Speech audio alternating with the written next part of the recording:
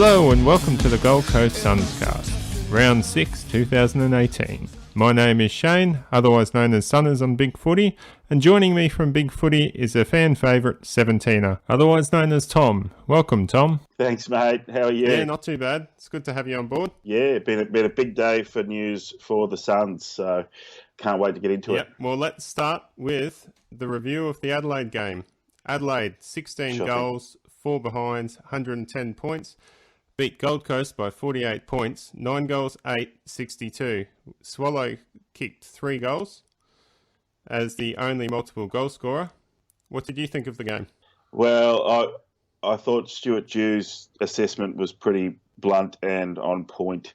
David Swallow carried the team for the first half, and when they came out in the second half and really showed up, they showed that, they could potentially be winning games like this in the future, but yeah, I was really disappointed with the way the game started, and yet again that lack of ability to carry a game out for 4 quarters. Yeah, it wasn't the greatest game, but it wasn't a blowout like the West Coast game, so there's positives to take from it.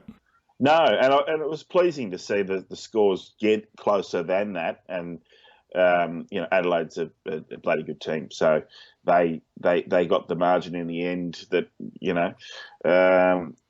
we could talk about the umpiring, but and the free kick count, but it's not a 7-goal difference. Maybe 3-4 goals in it, but yeah. So let's talk about the umpiring. It was a 29-14 free kick count, and the Suns are 18th in the competition for frees against. So we're not getting the rub of the green. Yeah. The players are getting in, they're laying tackles, and you're going to give away a few free kicks when you do that. But I didn't think there were that many free kicks in it. There were times when I think most fans were wondering, what was that for? There was a stretch of play where Suns player got caught holding the balls. I think it was Jesse Joyce. And in the previous 2 minutes to that, the Suns had laid 3 tackles and they were all holding the ball and none of them got called. So that's a 2-minute stretch of the game. Didn't happen like that all game, but there were just... No, you're right. There were definitely half a dozen free kicks at least that Blind Freddie could have even picked out. Yeah, and all you want is consistency. If the Suns are giving away more free kicks than their opposition, it's for a reason. Giving away twice as many free kicks, it's clear that some of them just aren't there. And then when your own players, when your own team's not getting free kicks that the other team's getting easily, it's one of those things when you see the Suns battle and battle and battle to get a goal, and then the other team just rides all the way. Yeah, Adelaide's one of those teams that we just don't match up well with. They've had the wood over us since we came into the competition. Hopefully that changes soon. But moving on. The Stuart Dew mentioned in his press conference the club's getting off to slow starts all the time. Do you think this is a big issue for us? That's right. I mean, you look at the worm at the end of the game, and you can see when the opposition is in front from the first quarter until the last quarter, you can see how we've gone because we're playing from behind all day. And when we get out in front early on, which doesn't happen that often, but when we do, we're right in the game. Yeah, I don't have the stats in front of me, but I would have thought most of our wins would have come from when we did get off to a fast start. It's just too hard for the boys to catch up, chasing a lead, especially if it's a big one from quarter time onwards. All right, well, let's move on. Who was your top 5 for this game? Undoubtedly, Swallow.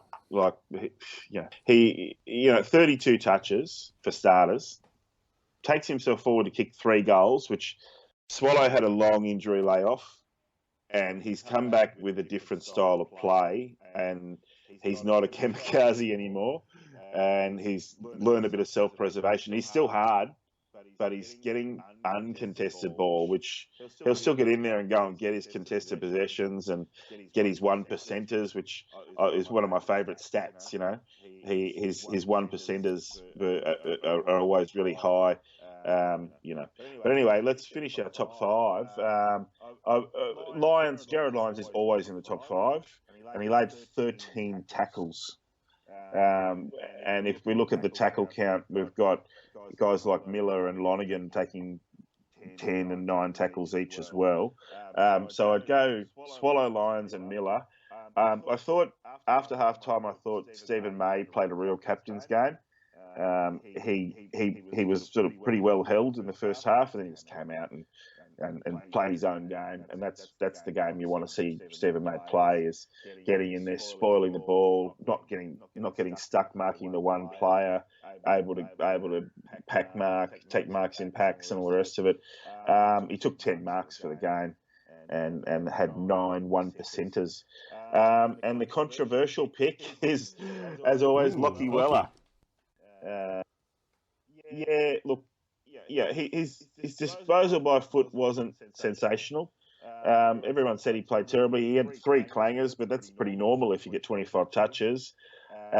He had 9 contested possessions, which is about, I think it's the most in the whole team, or equal most. He had 5 clearances, which isn't elite, but it's the most in the team again. And when he gets forward, he gets the ball inside 50, and that's what we want. That's what we need. Unfortunately, there was no one there to catch anything. He passed inside 50, and the one shot at goal he had, he shanked it horribly. But he's had 5 rebound 50s and 5 clearances. You can't do better than that.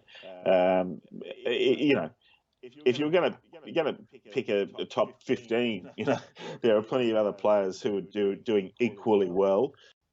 Yeah, I mean, look, if we could have picked him, originally, he was an academy player and he belongs at the Suns.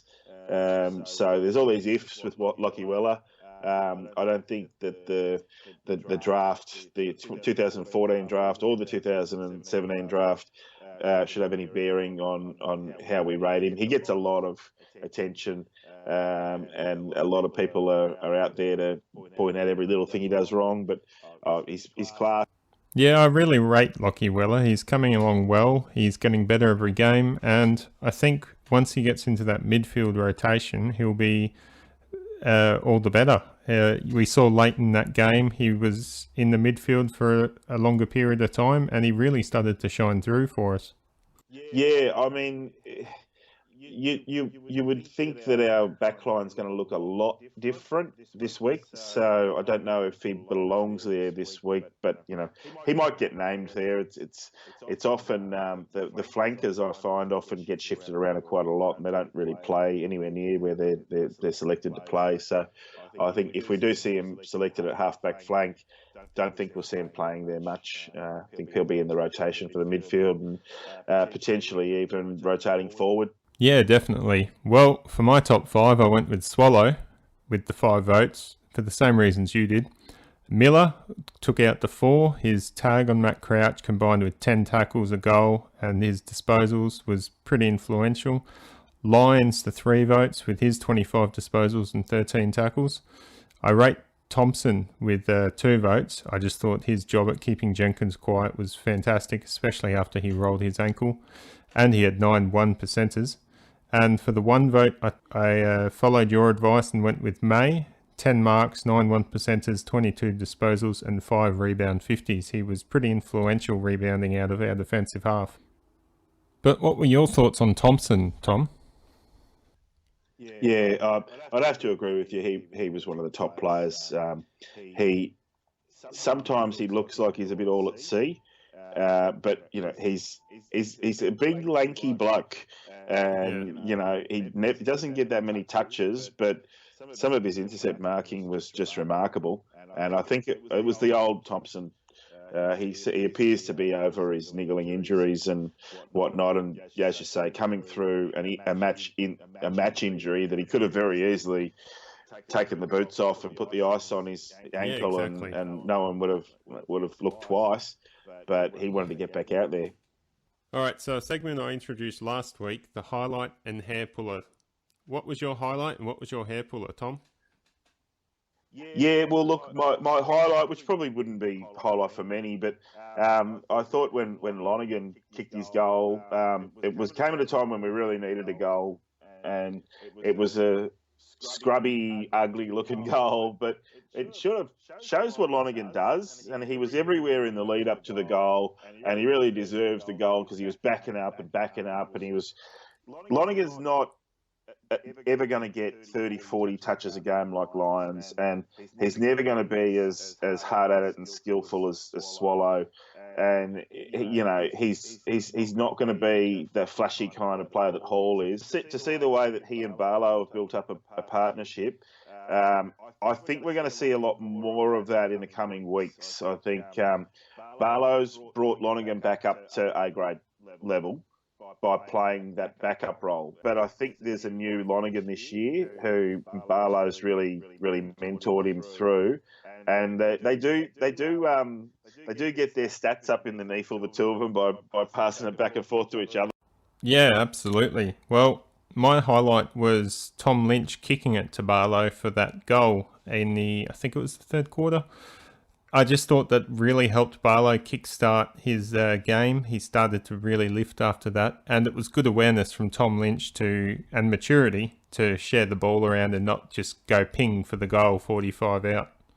Yeah, absolutely. And great running from Barlow to be in that spot, because you could sort of see up the top of the screen. The cameras are chasing the ball, and the players who are so Lynchy turns around, and Barlow's just run 200 metres just to get there to be at the top of the square on his own. So and if you looked at the stats, even though Barlow only had a few touches up to that point, he'd already run 8 kilometres. So, you could forgive someone not to do the hard running when you knew they'd already run more than any other player on either side, but he'll just run all day. Yeah, absolutely. I love Mickey Barlow. Well, my hair puller moment was Tom Lynch. Again, in the last quarter, he gave away quite a few undisciplined free kicks. He's even been fined. What do you think, Tom? Yeah, that too, but I do have to say, very early in the game when it looked like the free kicks started going against us, that Adelaide were getting free kicks for things that we weren't getting. And in the first 2 minutes of the second half, but in that first 2 minutes, there would have been 3 Suns tacklers who had the other bloke dead set holding the ball, and somehow the umpires didn't give a free kick. And then 2 seconds later, Gold Coast gets pinged for holding the ball, and it's a goal. That was my moment of like, we're not going to win this game. The umpires are just not going to let us get anywhere near. So although I'd been pulling my hair before that with a few things, that was my hair puller. It was my moment in that second half when I was like, frustration. Speaking of frustration, injuries are starting to mount, so let's move on to the injury segment. Tom Lynch is expected to miss the next 4 weeks with a reoccurrence of his PCL injury from last year. Do you reckon that's got something to do with the Optus Oval turf that everyone's been talking about as being too hard? He did roll his ankle in the round 3 game against Fremantle. Yeah, so he rolled his ankle in that game, but he didn't play particularly well in either game. And in the Freo game, you forgave him. Although, having seen him kick 8 the week before, and I was at the game in Melbourne, and a lot of, I've got to say, a lot of fans this year haven't had the chance to even see the Suns play live, and let alone see him win. And he was glorious. He even stuffed up a couple of goals and he still kicked 8. We thought he was going to kick 10 or 20. We weren't going to put a cap on it because they just kept coming. And then he goes to Freo, rolls his ankle, and he's been playing like a dog ever since. So I dare say it's fairly timely. Yeah, well, if he's going to miss some games, probably now leading into the bye's the time to do it, get him fresh and ready for our run at Metricon at the end of the season. Stephen May is also out with a 1-week injury. The finger that he dislocated last week must have been broken. He's had surgery on it and it's been infected. So that's no good. And Thompson rolled his ankle in that game, as we discussed, but the docs have come out and said he should be right to play. Jasny as well, still in doubt with concussion. Yeah, So I fantastic. think they're just taking it easy with his concussion history. I've heard reports he won't be back until after the bye. I I worry about him because he's a very, very talented player, but he's definitely a defender. He definitely prefers seeing the ball coming towards him, and intercepting it and getting back out of 50 like there's a dragon flying after him or something. He looks very nervous when he's got the ball. He doesn't want to get hit, and I can tell you, concussions aren't pleasant things. Yeah, it's definitely a concern. Hopefully we see Jasny again, so all the best for his recovery. Also, in other news, Peter Wright's been cleared to play in the AFL this weekend. You looking forward to that, Tom? Yeah, I don't believe anything that John Haynes says on those videos each Tuesday night. The last couple of weeks, he's been saying, yes, Peter's ready. He'll just do another week of rehab. But 1 week becomes 2, becomes 3. And then he keeps saying Peter will come back through the NEFL. Yeah, well, let's talk about the NEFL first. Gold Coast played Sydney and won by 9 points. 8 goals, 10, 58 to 6 goals, 13, 47. Yeah, sure. Brodie, Ballard and Hall were listed among the best. What did you think of the game? You watched it, didn't you? I did. It was an interesting game. If you look at the stats, Aaron Hall's a superstar and ready to come back into the AFL team. If you watch the game, you were seeing the old Hawley, the good and the bad. I really like the way that the Suns reserves, the Suns too, the way their midfield really is coming together. They've won 3 and only lost the one game, but the one game they lost against Brisbane was just a disaster. The midfield had no cohesion. There was no Brodie, there was no Barlow, no Lonigan. Well, they got Brodie back for this, and he's become a real leader in the midfield, and he's really racking up the possessions, and every single one of them is a hard ball get, or it's backing up players, and he's using handball a lot because he's got a big long pass on him, and he's accurate with it. He had 19 handballs to 12 kicks, which is unusual for an inside mid. He's not just hacking it off the boot. He's thinking about where it's got to go. Brodie took 7 marks. He was just terrific. The back line of the Suns is fantastic, and it basically won this game. You've got guys like Jaska and Leslie bashing the ball back forward when it comes into the defensive 50. You've got little guys running around like Dawson and Heron, who they're going to be senior players within the next couple of months. You can just see they'll get blooded. And you've got a few older rookies like Willis and Schoenfeld, 2 players who we've seen a bit of in the senior side. Unfortunately, I don't know that they're going to be around forever. Willis seems to be a pretty big candidate to be delisted at the end of the year, but he had a good game, and he plays good footy for us in the NEFL team. We did have a few players from the academy, and it's worth noting that at this time of the year, the academy players that we get aren't going to be the academy players who are sort of playing in the academy series and trying to get selected for allies. These guys have gone through the draft and been overlooked. Guys like Damien Burke and Emmanuel Baru, and Boki, they're not really up to scratch. In my opinion, I don't think they'll be playing all that much NEFL in the second half of the season, and that's when we can look forward to the great juniors that we've got. The talent academy is busting with some great players like Caleb Graham, Bailey Scott, and Dirk Conan's born on New Year's Day, so he missed out on last year's draft by 1 day. and it's probably going to do him a big favour doing that extra junior season, because as a bottom ager, he's played a bit of footy last year and he's coming through now and he's the best player we've got. But sticking with the Neefel, I'll hand it back over to you, because you've got the best on ground. Yeah, you've touched on Brody and Hall, but the other one that was in the best was Ballard. Can you give me a bit more information about him? Well, it'd be remiss of me not to mention the fact that we won by 2 goals, and Eddie Sainsbury came out of retirement. Eddie Sainsbury's the Suns' Indigenous liaison officer. He's played AFL for the Kangaroos years ago. He played lots of Neefel around the traps. He came out and he kicked 2 goals, and he had some dad moments, dad bod moments. He's not fit. He's a fit bloke. He can play a full game of footy, but he's not his playing weight or anything like that. And I'm not fat shaming or anything. I think I'd probably have a few kilos on him.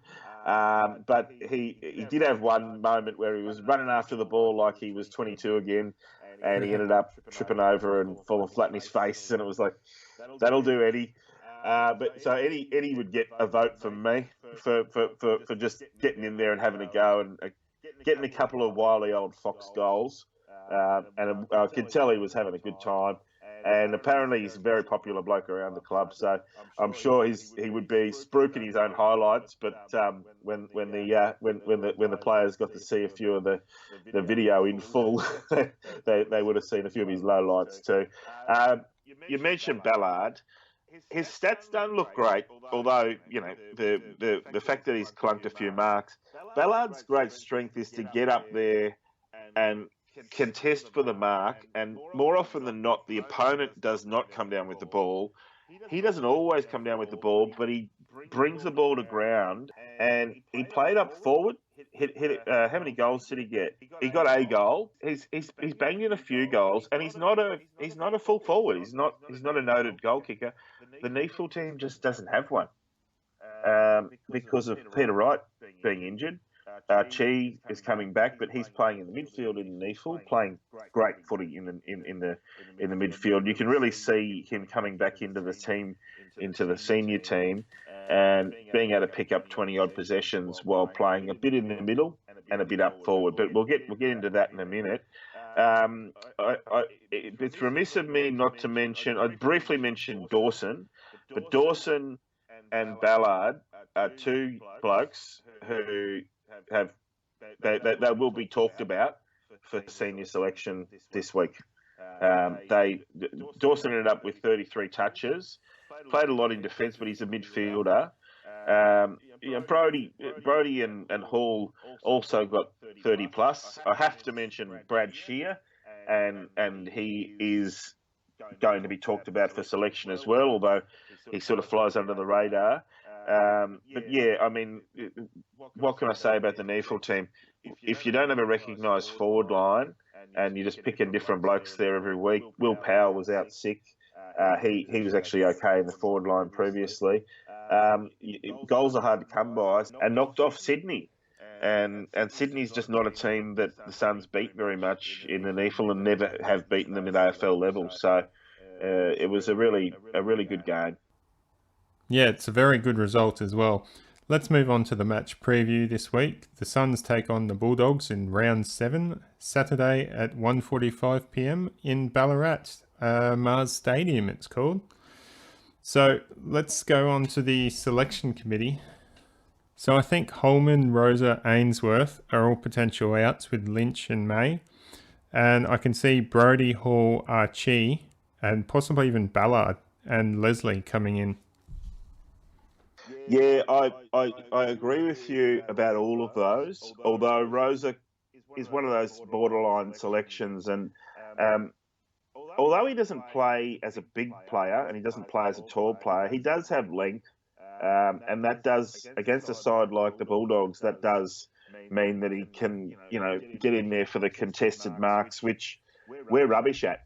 So if I was between, say, Rosa and somebody else to come in, and the player coming in, let's say for argument's sake it was Hall, I'd probably prefer Rosa because he can play out wide.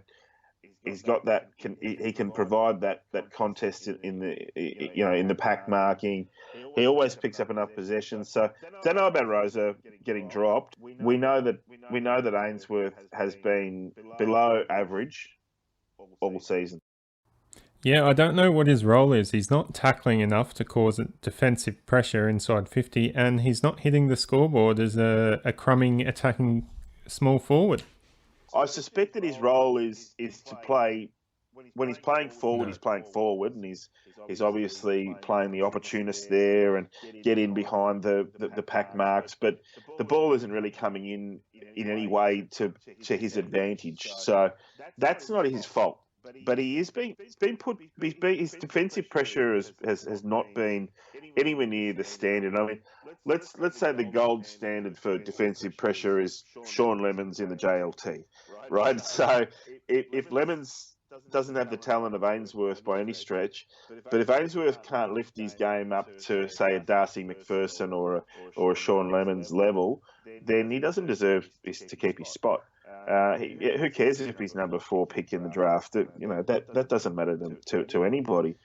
So yeah, I'd have to agree. Ainsworth, he'll go back to Neefle. If it's not this week, it'll be in the next few weeks, unless something drastic happens. And he'll struggle. He won't get many touches. He'll have to go looking for the ball, and then he'll start to realise this defensive pressure thing. I've really got to lift my game here, because if I can, intercept the ball, or turn the ball over, or just be part of the momentum to force those turnovers, then that's when the magic moments happen for the little guys, isn't it? So do you think Ainsworth stays in this week? No. My main argument for Ainsworth going out isn't even his form. It's the fact that he never ever played Neefle. He was just shoved straight into the senior team. Yeah. But Holman's keeping Brodie out. So it's a simple matter of if Holman's not going to play good footy and Brodie's kicking the lights out in Neefle, that's an easy pick for me. So we've got 2 forced changes with May and Lynch definitely out. Who do you think comes in for that? Who would you pick? Leslie comes straight in, and Spencer probably keeps his spot because we're going to need that extra defender on the bench, and we probably need Lockie Weller to go into the midfield.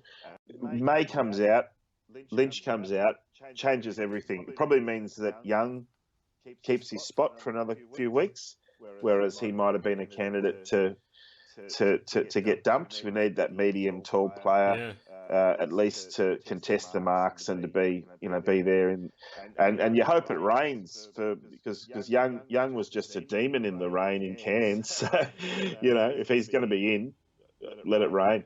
But yeah, as you say, those 2 forced changes. You've got Leslie in.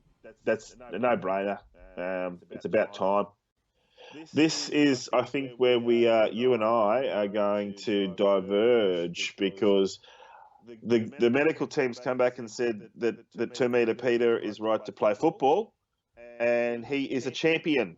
Yeah, well, I know your opinions on Peter Wright coming straight into the side.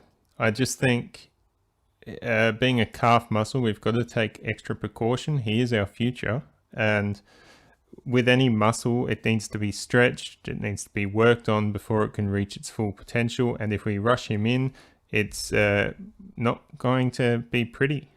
Yeah, I like the idea of limited minutes, and I think that's where you and I would probably agree that he's not going to blast a whole game. But what about the sort of the Nick Nat kind of, everyone said that West Coast were going to be playing without any ruckman. Yeah, I know where you're going there with the limited minutes that Nick Nat's playing. It's a different scenario. Nick Nat's an experienced AFL player, plenty more years under the belt than Peter Wright. Also, West Coast are a more experienced team than Gold Coast. I don't think we can handle carrying Peter Wright for half a game as he warms up into match fitness. He's better off doing limited minutes in the NIAFL instead of wasting away on our bench. And if we get another injury, we're playing 2 men down. Mm. What do you think? I mean, look, that's a very good argument, and all I'll say is, well, if West Coast can manage that kind of thing with two ruckmen, I think we could manage it with two forwards. I wouldn't I wouldn't want to be playing Peter Wright in the ruck, because that's just asking for him to re-injure his calf. So certainly keeping him out of there. Although our ruck stocks are pretty light on. So what are we going to do when Sammy Day's playing out of the goal square, but then Witts gets tired? Well, who's going to ruck? I wouldn't want Peter Wright to be rucking, but if he's sitting in the goal square all game and Sammy's the one who's doing the running and the backup rucking, I could see that working. But as you say, if he's not selected, a roughie for full forward could be Ballard. It's 195 centimetres. He's been putting on a bit of weight, so he's actually sort of filled out. But Ballard, number 41, the other part of the pick two trade, which a lot of people forget until they actually see Ballard. I think he's killing it in the NEFL. He can play up forward. He went back for the last quarter or so on the weekend, and it really helped repel a late comeback from the Swans, because it wasn't the biggest margin in the end, and it was largely due to Ballard's versatility.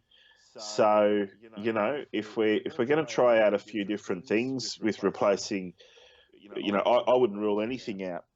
Maybe Rory Thompson goes up to the goal square for parts of the game if there's no opponent for him. Yeah, well, besides Ballard playing out of full forward, I think we could play Archie out of there, or maybe even bring in Brody and Hall and switch Jack Martin to play out of the forward line. He's very aerobic and could really provide a matchup headache for the Dogs. I love Jack Martin out of the goal square. I don't believe Hall's going to come back this week because it sends the wrong message. The coach is sending him a message to say you need to change your game, and he hasn't. And so I don't believe he'll be back. But look, I think we're better with Hall in the team.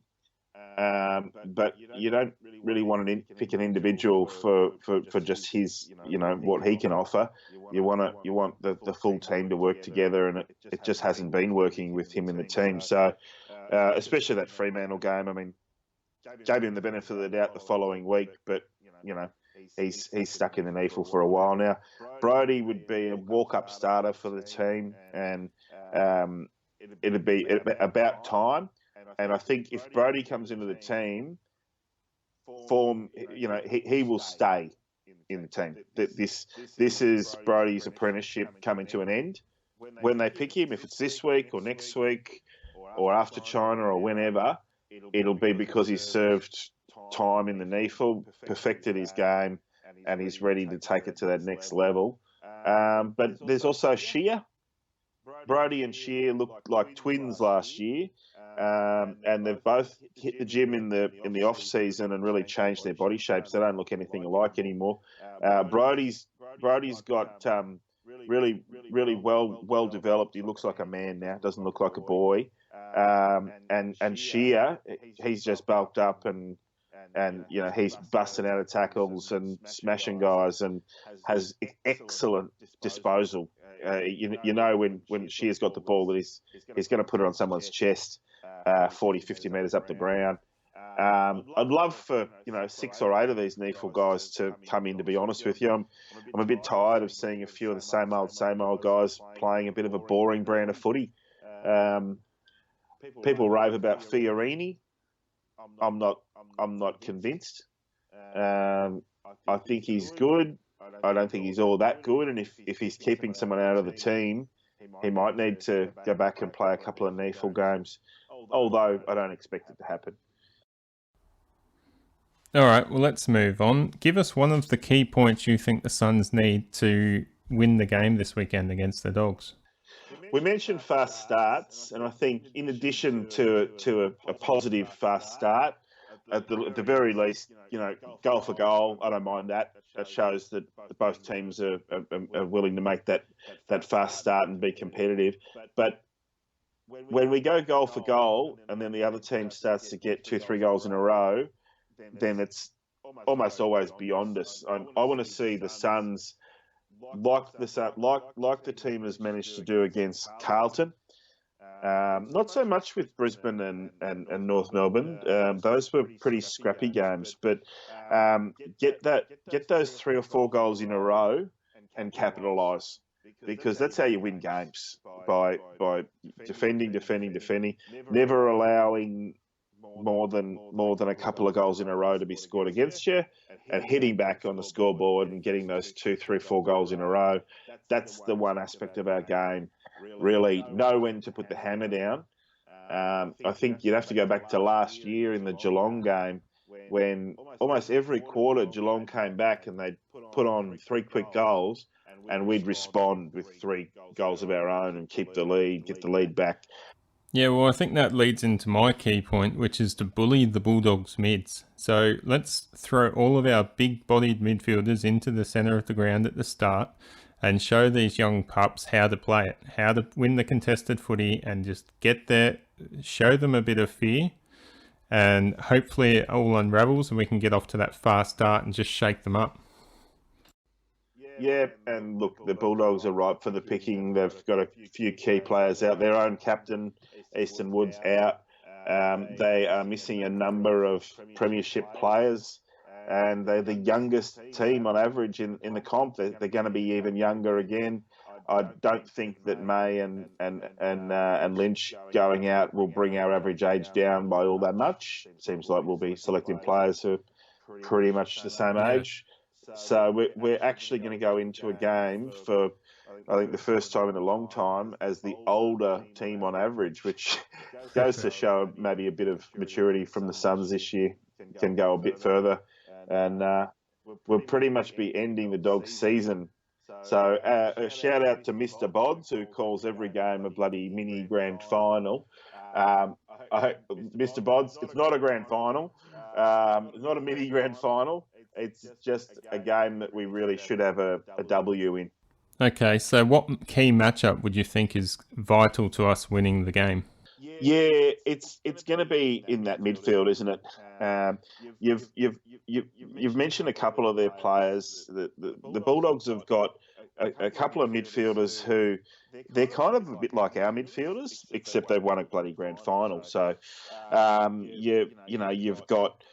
you've got guys like Hunter, who, if you let him get 30 possessions, he's going to tear you a new one.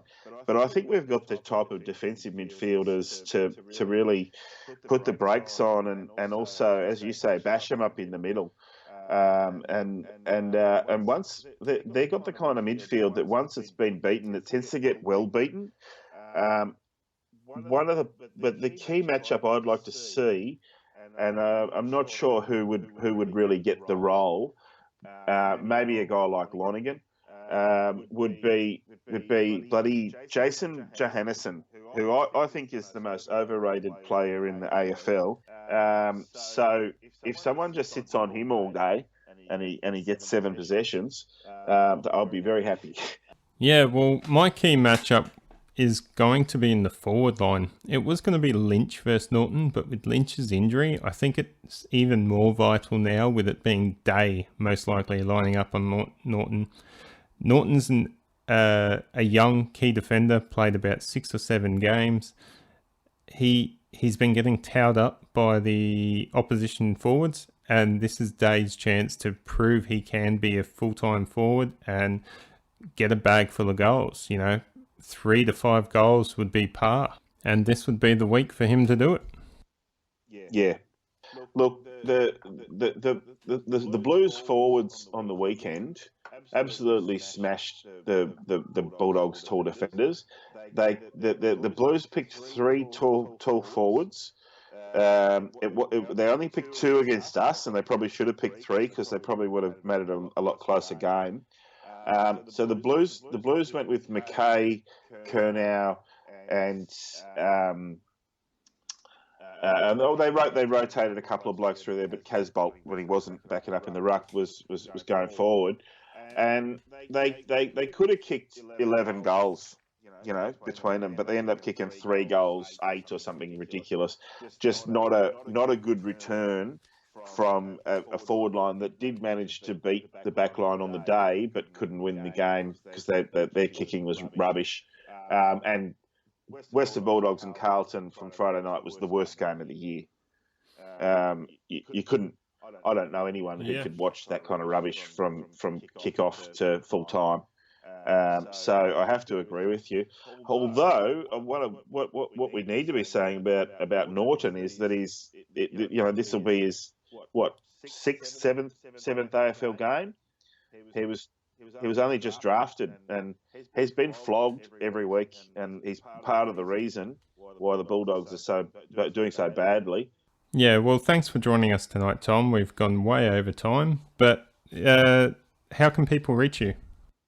Yeah. You can catch me at Tom Fool on Twitter, or catch me on Big Footy as 17er. And I'm on Big Footy as Sunners, or you can reach me on Twitter at 32BitShane. Thanks for joining us tonight. Hope you tune in next week. Go Suns!